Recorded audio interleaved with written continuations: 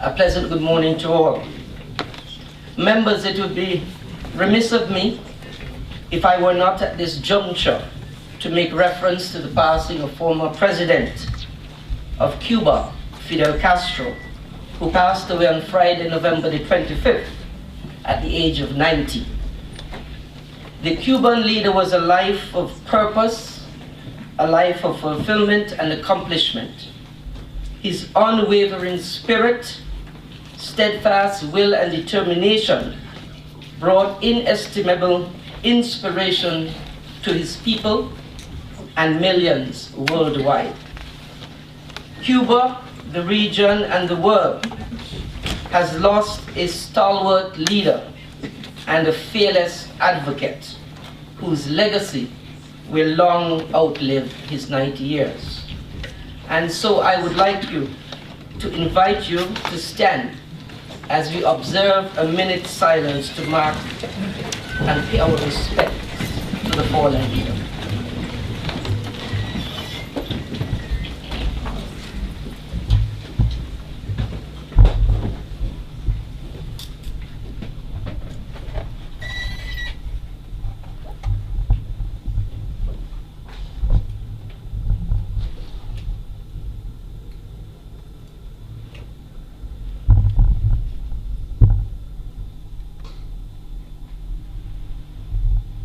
Thank you.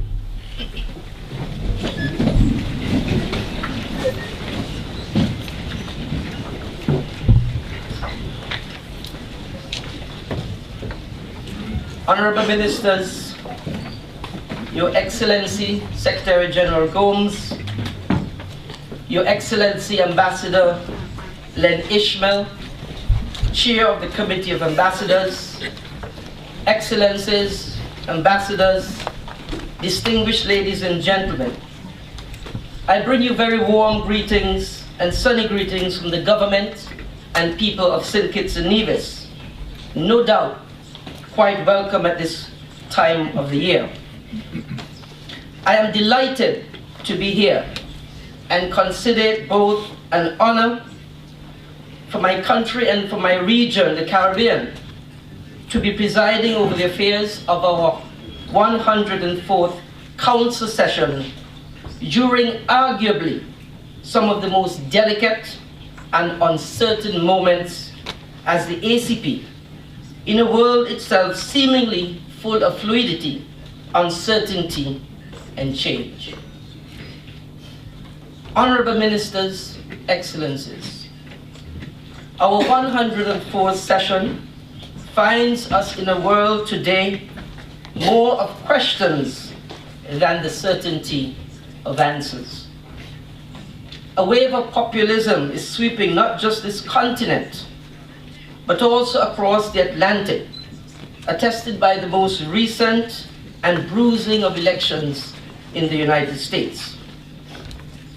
Globalization, which was to have been the standard bearer of all things, dealing with the principles of sharing and creating wealth across the world, has left many, ironically, in the world's richest of countries, feeling that they have been left behind. We need only to review the results of the recent referendum in the United Kingdom to understand what's at stake. Indeed, the engines of the world trade are delivering trade volumes which today are close to record lows. Increasingly, we are getting the sense of a widening gap and a lack of trust between the people and their leaders. Few things seem certain. Old methods seem no longer to be delivering the results, and new thinking is required if we are to face the future with confidence.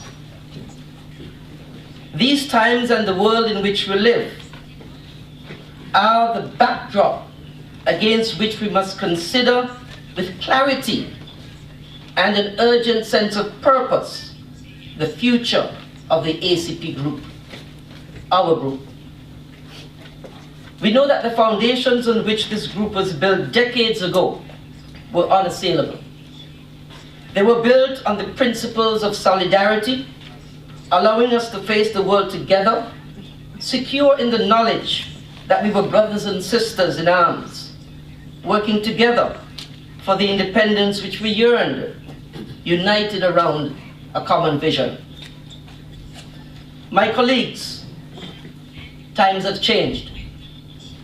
Our independence has brought with it the prize of freedom to choose and chart our own course and our destiny. But that freedom has never been one dislocated from the reality of the world order in which we live, and which constrains and shapes the choices which we can exercise. If the world has changed, so must we. It is with this in mind that I view the period which lies ahead as we seek to negotiate a new relationship with Europe post-Cotonou, that I am filled with a certain sense of clarity of purpose, that we must use this period as an opportunity to identify, to protect, and to project our own interests and build the very best mechanisms and institutions which we can and will support. I am more than heartened by the initiative displayed by our Committee of Ambassadors, who have understood that this period demands of us bold action. Their recent retreat in early November was one in which they took the initiative to interrogate 3 issues which stand at the very heart of our future. The issue of political commitment, that of the future of the ACP, and that of the relationship between the ACP and the EU post-Cotonou. I'm comforted that they are also looking at these issues and accord to them the urgent ventilation which is required, because they are all matters of unique and pressing concern, especially at this time, and I commend them for this initiative and look forward with great interest to debate these matters over the next few days. I must say as well that I am seized with the knowledge that at the political level, we must do more to support the work of the ACP, to be visible at its meetings, and to honor our obligations to the institution and its organs. In return, we expect and we want an institution which is closely aligned to our interests, which is supportive and in a position to offer real expertise, guidance, and scholarship to us in our work. Reform of the ACP Secretariat and review of the working methods of the organization in pursuit of the delivery of results are no longer matters on which we should be exercising discretion. They must be undertaken with every degree of urgency which is required at this time. And I look forward to our discussions on these matters at the appropriate time on this agenda. Since our last session, earlier this year in April in Dakar, many of our member states continue to face serious challenges to our development efforts and our aspirations, be they natural or be they man-made. On the economic front, significant declines in the world market price of oil and other commodities of vital significance to the export sectors of our member states continue to constrain the availability of resources with which to finance development programs. And increasingly, we are being advised by the action plans of many of the world's most recent summits, including, for example, that of the Addis Action Plan for financing of development as well as multilateral institutions, that we must increasingly look at domestic resources in an effort to finance our development. But we must look at the realities on the ground. In economies such as mine, which are so open, and so small, where the cost of sending remittances back home from our diaspora so high, where we are in real danger of really losing relationships with correspondent banks, threatening our ability to buy and sell services, where regionally we are still struggling to recover from the international financial collapse of 2009. The prospects of financing development from domestic resources increasingly look bleak. And yet, when new ACP mechanisms are being articulated to provide support to our country's post-natural disasters, as we see in the negotiations on the way, with respect to the revision of Annex 2 of the Cotonou Agreement, we are being told that our countries are ineligible. In the Caribbean and in the Pacific, we live the everyday reality of the threat posed by hurricanes, posed by cyclones, and our vulnerability to natural hazards and our increasing exposure to climate change-related disasters are well documented yearly. Our brothers and sisters on the continent of Africa continue as well to be so affected. The phenomenon of migration, internally displaced persons and refugees continue to drain the scarce resources of many of our member states, not only from hosting some of the world's largest refugee camps, but also in the loss of the cream of our populations, our youth. These shared challenges, to my mind, naturally constitute some of the focus areas of the ACP group should coalesce around going forward. Let me hasten to say, however, that there are also some bright lights in our ACP story. On the political front, many of us have already successfully held elections this year, and transitions have been smooth. At the United Nations General Assembly in September, the Republic of Fiji took over the presidency of the Assembly from another ACP country, the Republic of Uganda, underscoring the significant role the ACP member states are playing in the international arena. As we speak, the Republic of Senegal is chairing arguably the most important international body of all, the United Nations Security Council. These developments underscore the considerable potential of the ACP as a group, and we must find a way to translate our numerical strength into a political force that underwrites our interests on the global stage. But this will require collective, sustained, and purposeful action on the part of the political level. My colleagues, ministers, excellencies, allow me to say a few words regarding the future of our group. You would recall that at the 7th Summit in 2012 in Malaba, Equatorial Guinea, our heads of states and government resolutely reaffirmed our determination to stay united as a group, grounded in the values of peace and solidarity, unified action, and the identity that characterizes us on the basis of the Georgetown Agreement. The 7th Summit also took note of the setting up of the Ambassadorial Working Group, as well as plans to create a group of eminent persons to enhance reflection on the vision, mission, organization, and response of the ACP group to ever-changing global challenges.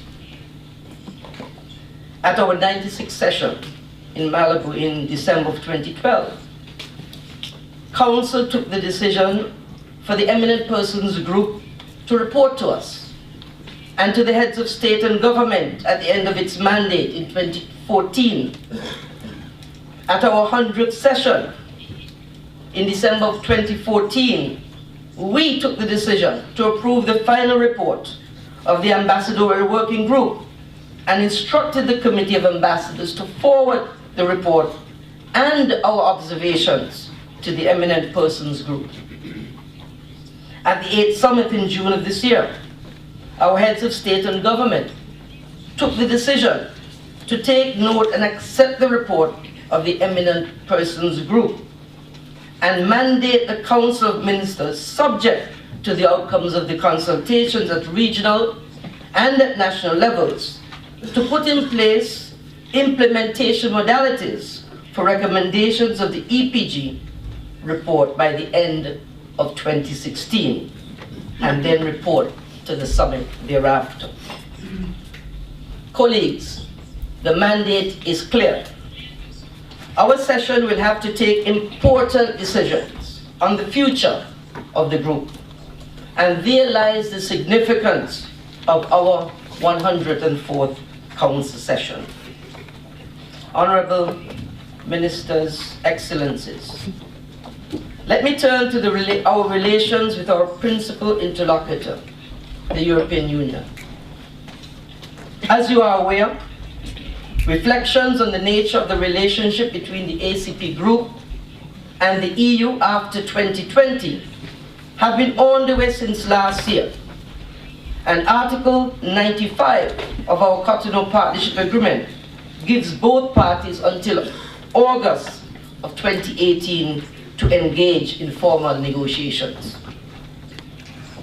The high-level event on ACP-EU relations, held in Dakar in April, jointly organized by the Secretariat and the European Commission, provided an excellent opportunity for an informed exchange of views on this important subject. It was just a few days ago the European Parliament debated and pronounced on the future of the relations between the EU and our group. During this Council, we will also have the opportunity of an exchange of views on the subject with the European Commissioner for Development. Time is moving and moving along. It is, however, important to remind ourselves that the context within which the current ACP-EU Cotonou Partnership Agreement was negotiated in the late 90s is markedly different from the situation in which we find ourselves today. Since then, membership of the European Union has expanded from 15 to 28, with many of the new members having little or no historic, economic, or geographic ties to the ACP countries. Further, priorities of both sides have evolved during this period. These developments signal the need to urgently engage with the new EU member states, strengthen and to deepen consultations and cooperation with our regions and our capitals, and diversify our partnerships. Honorable Members, Excellencies, it would be remiss of me if I concluded my statement without mentioning Brexit and its implications for our group. In 1973, the United Kingdom joined the then European Economic Community, the EEC, which broadened Europe's policy development focus to include some Commonwealth countries. For many of these countries, our principal trading partner within the EU is the UK, which is also the source of many of our tourists. Furthermore, the UK contributes almost 15% to the European Development Fund. That fund finances the implementation of the provisions of the Cotonou Partnership Agreement. What, therefore, will be the impact of the UK leaving the European Union on the ACP group? And how can we mitigate this impact? These questions need to be tackled sooner rather than later. And I'm very happy to see this pressing item on our Council's agenda. Indeed, I must note my own pleasure in seeing this agenda which is before us, because it contains many matters of vital interest and importance to our future, and I commend it to us all. Honorable Ministers, Excellency, we have a full agenda before us. So allow me to conclude my statement by thanking the Chair of the Committee of Ambassadors, my own ambassador, Her Excellency Ambassador Dr. Len Ishmael, for her leadership and for her support to the work of the ACP at this time, as well as the Committee of Ambassadors as a whole for the work undertaken to implement the decisions we made during our previous sessions and for their guidance with respect to the way forward. Our appreciation also extends to staff members of the Secretariat, led by the Secretary General Gomes, who continue to provide the technical support that is indispensable for the Committee of Ambassadors to prepare for our meetings and implement our decisions. We are truly appreciative of their efforts. I thank you once again and wish us all successful deliberations.